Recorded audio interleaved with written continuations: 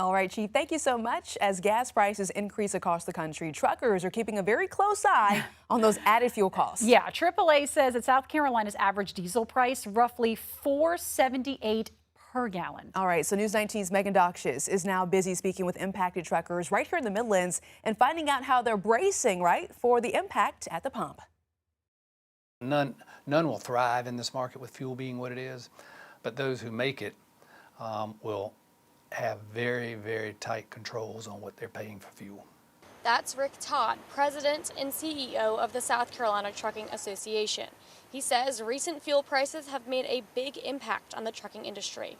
In this context, most trucking operations have about 25–30% of their costs wrapped up in fuel. You've got wages, equipment, but fuel is a huge cost. And when it goes up, especially spikes like we've seen, it really impacts their bottom line. He says it's a huge pressure point on businesses as they still have other operating costs and could lead to closures. And then you add this huge spike in diesel fuel. It could signal a lot of wave of bankruptcies. Todd says for some companies, they'll park the truck and not run it at a loss until the fuel goes back down.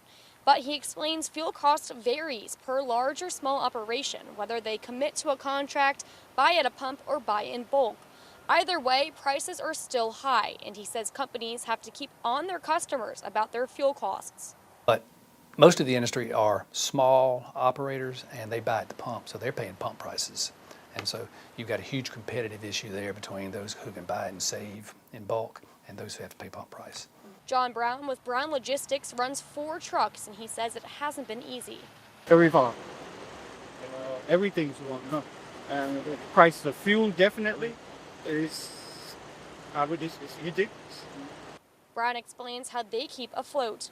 Well, we get, discount fuel cards, but, that's about it.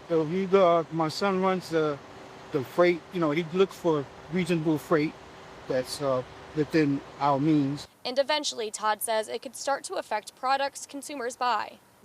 E-commerce, that pricing is usually pretty dynamic, so they're probably going to start to feel that pretty soon.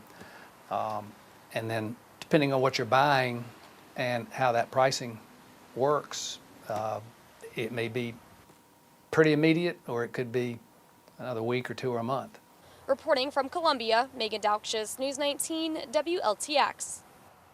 And just within the last hour, President Trump announced that he will tap into the country's strategic petroleum reserve. He said that he's going to be bringing down prices with it. That follows a decision made earlier in the day from the International Energy Association, which said it would release 400 million barrels of oil. This is all part of that same effort. Now,